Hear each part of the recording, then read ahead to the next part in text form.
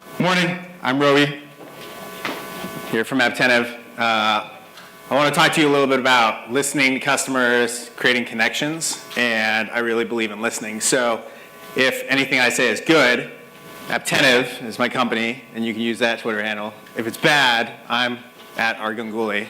And if it's really bad, you should just email me and tell me how to get better. So really believe in listening. So why are we all here in frozen DC for a couple days talking about mobile? Well, 6 years ago, there was no app store. And now 1 billion of us have smartphones that we look at all the time. And 1 billion people are downloading apps and using the apps that we make on a regular basis. And they're doing crazy things with them, whether it's ordering an Uber or playing the next version of Angry Birds. They're just spending enormous amounts of time. And 85% of the time on these devices is actually spent inside of apps. But when these people who download our apps are frustrated or have questions, where do they turn? The App Store. Right? They use their ratings and their reviews to talk back to us, to rant. And this is a wall between us and our customers. We know that every new customer comes across this, right? This is what they see. This is how they evaluate the experience that they're going to come to have with us. And so for many of us, the ratings and reviews in the App Store are a really big problem. In fact, they're really no better than if there was graffiti on the wall of our storefront. It's very frustrating. We work with thousands of companies in my company, and over and over again, they come to us and they say, man, this is really tremendously bad. I don't like what's happening in the App Store. I don't like what's happening in the ratings and reviews, but I generally don't have a better solution. And they come to us and they talk to us about all of the users out there. Raise your hand if you've ever used the word user. Stop. I beg you. If I could ask you to do one thing going forward, stop using the word users. These people who use our apps, who use our software, they're not users, right? They're people looking at these devices and having emotional, important experiences. Like the guy who travels all the time and connects with his wife and kids at home through his device because she sends him pictures late at night about the newest thing that his kid did that was hilarious, right? Or that maintains his business that way. These are people. We are people. We use these devices. We use these devices to connect with other people, to find out that that person that you're thinking about is thinking about you at the same time, and to connect to the world around you and the people around you. And I really think that this is a meaningful aspect of what's happening in the mobile revolution, because we carry these devices with us all the time. It is now the most personal and intimate piece of technology we've ever had. So there's a lot of talk about mobile devices as really communications devices, and that's absolutely true, right? We use them to make phone calls, less and less these days, it seems like. Use email, text each other, connect on Facebook, Twitter, lots of communications. But really, this is the next generation of connection. From the time that you're a young child, you're looking to connect in the world with other folks around you. This is the basis of humanity, interpersonal connections. I think that this is really meaningful, and sometimes we overlook it. We overlook the importance of what we are accomplishing on these devices with our software, with our apps, in order to actually help people connect with the world around them and accomplish the tasks that mean something to them. Not that mean something to us as the people making the software, but rather that mean something to them, that help them get their lives done, that help them steal back 10 minutes and 15 minutes so that they can spend more time with their families and the people that they care about. And so these connections that people are making on a regular basis with each other and with the world around them present huge opportunities for us as companies making software for them. And to overlook that is to do a disservice to your company, because instead of understanding that you have this opportunity to connect, maybe you're just presenting a monolithic corporate image, right?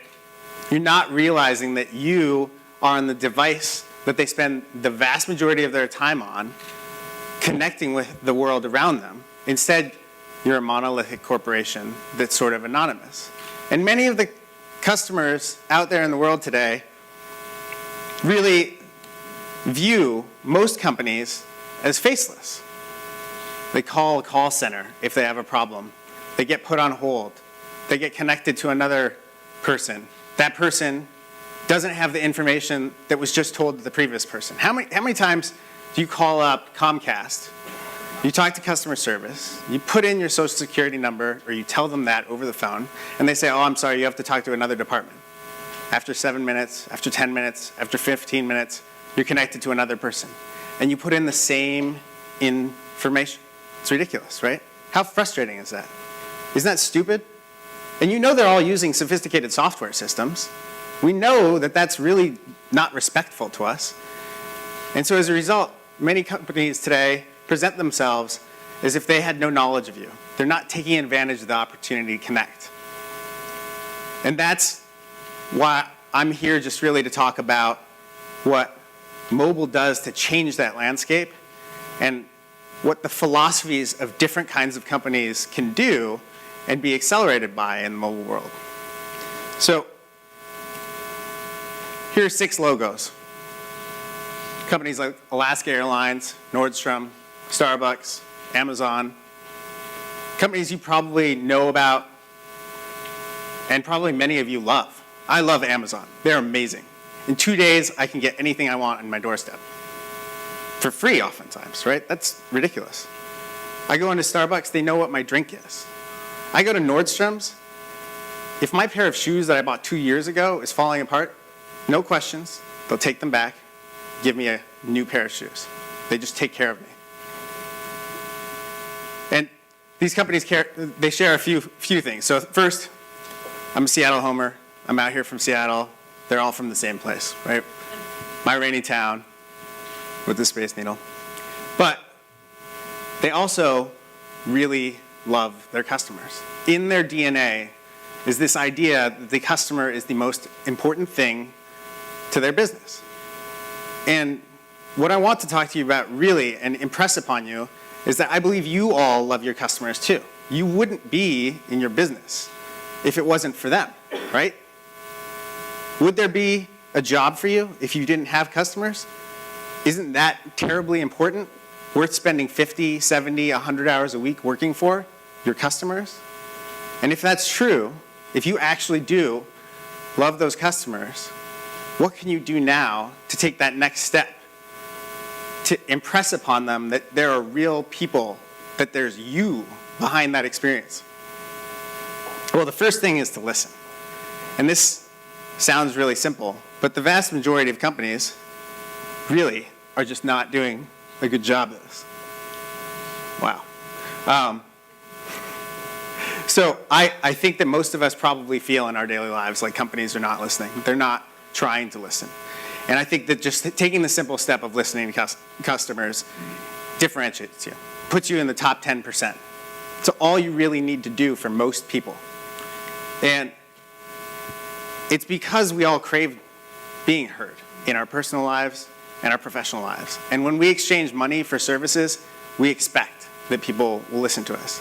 And yet many of the companies we deal with have taken the approach that software, that technology is an easy way to remove that connection, to stop listening, to automate everything. I think that's really the wrong direction. In fact, you know it's the wrong direction because when customers have problems, that doesn't mean you've lost them. It just means you have an opportunity to fix it. And the majority of customers, when you fix their problem, when you listen to them, will come back. And actually, you've probably had this in your own personal life. I have it all the time. If a company fails you and then they fix the problem and they make you feel special, I become loyal to them. I tell other people about how they fixed that problem, how they went the extra mile, because it's so exceptional. In one sense, it's disappointing. I feel sad that that's the exception, but it is also the opportunity for everybody today. to realize that that's the exception, and then be exceptional. We also, when we think about listening, are also hearing the drumbeat of lean startup. Build, measure, learn. Figure out what your customers want. Iterate faster. And in the mobile space today, the opportunity to listen is great, but the tools that most people utilize are poor. Most of us are relying on these app reviews. We're looking on Twitter. We're using Facebook. And we're ignoring the fact that we have software in people's hands, that we can actually use that as the channel to listen to people. When somebody's actually in your app, that's your moment. That's your opportunity. That's where you can hear them. And yet most of these apps are silent and they're deaf. They're not listening to the people who are using them. So that right there is a way to change your game. If you're making apps, if you're making mobile experiences, think about that as your channel. Think about that as your listening device. Look for ways to change the notion that you hear from a small, vocal, angry minority to the reality, which is that if you take that opportunity, you can hear from most of your customers and you can surprise them because you want to hear them. I also think it's really appropriate that we're here in the Gannett Center because for a long time, software was packaged. It was shipped, and then it was done. You sold a piece of software, and it was done. And today, software is all a service. And every one of these experiences that we deliver is an ongoing experience. And we're all in the media business. What Gannett has known for a very long time, and many of us in software are learning, is that it's not important just to get that download. It's to keep the people who download your software happy and coming back and opening the app over and over again. And the companies who are most successful are the ones who are really sprinting towards that future and viewing themselves constantly as delivering media experiences, not downloadable software. Now, we work with a lot of companies, and what we've found is that just taking these simple steps of listening and connecting and using the software as a channel really does an amazing thing. It turns into love. And I don't mean that frivolously. I mean that because you can go in the App Store and find that the companies who operate differently have the word love used explicitly more often. It's really powerful, right? People take a moment out of their day, they open up the App Store and they say, I love this. It changed my life. It saves me so much time. And that is a really huge benefit for any company that's in the consumer space, but ultimately any company that's trying to have a long-term relationship. And love is much better than the alternative, where people are just ticked off and uninstalling your app and yelling at you in the App Store in public. So executing on this strategy can be daunting. And later this afternoon, I'm going to be talking in a lot more detail about how to get really specific about the tools and the capabilities to do this. I brought my friend Josh Michaels, who was one of the first million seller app developers in the App Store, to come out and talk about his experiences as an independent software developer who has had to support millions of customers and what it's done to change his business. He has a lot of really interesting insights, and also he's pretty hilarious, much funnier than I am. So he's going to be talking about how he's done that and what it means and the ROI on it. But we're also going to get in detail about how you implement these tools. It can be daunting, again. But the fact of the matter is, if you're developing software, it behooves you to think about using that software as your connection vehicle. That is your biggest asset. And it's underutilized in the vast majority of companies today. And finally, because I know many of you work in large companies that are sophisticated and have lots of different layers, we're going to talk about how to get your colleagues on board. So if you believe that you love your customers and you believe that they should help you deliver on those experiences and really connect with customers, we can talk to you about how to get really detailed about pushing that through the organization. So we'll be doing that at 2 o'clock today. But fundamentally, 2 things I want you to remember. The first is people, not users. And the second is, if you love your customers and you're making software, you have a really amazing opportunity to connect with them and deliver a connection, right? And to be a human corporation as opposed to a faceless one. Thanks.